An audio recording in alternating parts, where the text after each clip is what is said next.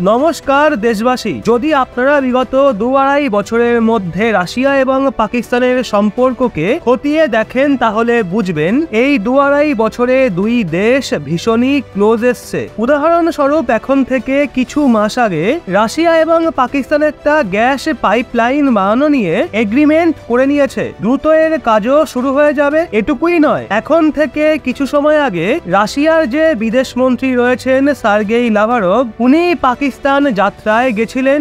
ওখানে গিয়ে তিনি এটা ঘোষণা করে দিয়েছিলেন যে এখন রাশিয়া পাকিস্তানকে অ্যাডভান্স মিলিটারি ইকুইপমেন্ট প্রোভাইড করার জন্য তৈরি রয়েছে। মানে যে বড় বড় অত্যাধুনিক হাতিয়ার রয়েছে রাশিয়ার, সেগুলো রাশিয়া পাকিস্তানকে বিক্রি করার জন্য এখন তৈরি আছে। যদি এই কথাটা আলাদা যে বয়ান দেওয়ার পর এখনো পর্যন্ত রাশিয়া পাকিস্তানকে কোনো বড় অ্যাডভান্স হাতিয়ার বিক্রি করেনি, কিন্তু এর পেছনে থাকা কারণ এটা নয় যে রাশিয়া ভারতের কথা ভাবে বা ভারতের প্রেসারে রাশিয়া পেছনে সরেছে। এর পেছনের কারণ হলো বয়ান দেওয়ার পরপরই রাশিয়া ইউক্রেনের যুদ্ধ শুরু হয়ে গেছিল, আর তখন থেকে নিয়ে আজ পর্যন্ত রাশিয়ার ভারতের এবং ভারতের সমর্থনের প্রয়োজন। এর জন্য রাশিয়া আপাতত ভারতকে অসন্তুষ্ট করতে চায় না। যদি রাশিয়া পাকিস্তানকে হাতিয়ার দেয় তাহলে ভারতের তরফ থেকে হাতিয়ার 100% ইউক্রেনে যাবেই যাবে। এর জন্য শুধুমাত্র নিজের স্বার্থের কথা ভেবে রাশিয়া এমনটা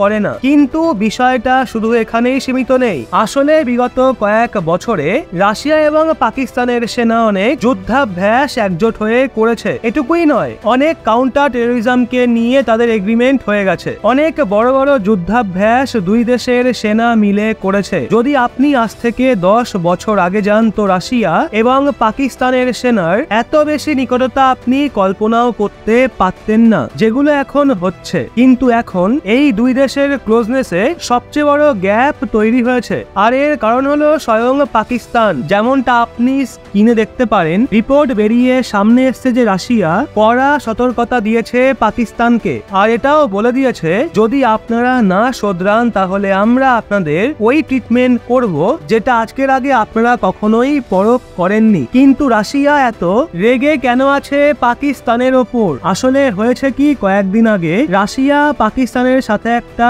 বড় ডিল করে। এই ডিলের দরুন পাকিস্তান রাশিয়াকে প্রায় 7 লাখ টন চাল এক্সপোর্ট করত। রাশিয়ার জন্য সেই চাল অত্যন্ত গুরুত্বপূর্ণ ছিল।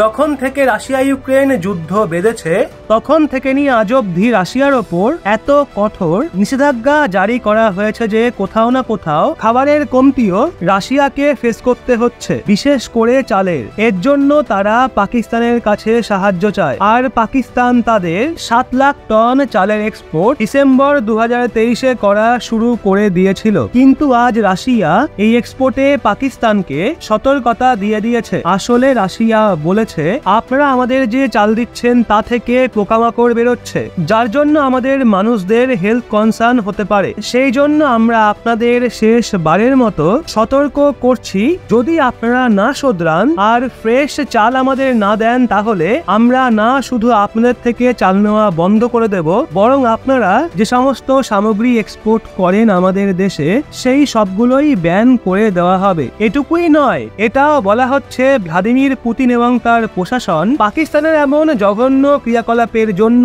প্রচন্ড অসন্তুষ্ট, কারণ তারা মনে করছে পাকিস্তান জেনে বুঝেই খারাপ কোয়ালিটির চাল তাদের বিক্রি করেছে। কারণ পাকিস্তান মনে করেছে রাশিয়া সেগুলো নিতেও বাধ্য, তারা বিশ্বের অন্য কোনো জায়গা থেকে আর চাল পাচ্ছে না। সেই জন্য তাই আমরা যেমন চালই এক্সপোর্ট করব রাশিয়া সেইটা নিতেই বাধ্য হবে। এর জন্য রাশিয়ার সরকার এতটা অসন্তুষ্ট হয়েছে। রাশিয়ার যে এক্সপার্টরা রয়েছেন ওনারা মনে করছেন যতই বিশ্বের কাছে এটা অনেক সামান্য ঘটনা বলে মনে হোক, কিন্তু এই ছোট্ট একটা ঘটনা রাশিয়ার সরকারের মনে 2-2.5 বছরে পাকিস্তানের জন্য যে দয়াভাব জেগেছিল, পাকিস্তানের যে ইমেজ তৈরি হয়েছিল রাশিয়ার কাছে, সেটাকে পুরো নষ্ট করে দিয়েছে। এখন পাকিস্তানকে আবার রাশিয়ার সঙ্গে ক্লোজনেস বাড়ানোর জন্য পরিশ্রম করতে হবে। কিন্তু এটা কি সম্ভব হবে সেটা সময়ই বলবে। অবশ্য আপনাদের কি মনে হচ্ছে সেটা কমেন্টে লিখে জানান। আর যদি আমাদের ভিডিও আপনার ভালো লেগে থাকে তাহলে অবশ্যই একটা লাইক এবং চ্যানেলটা সাবস্ক্রাইব করে আমাদের সঙ্গে থাকবেন।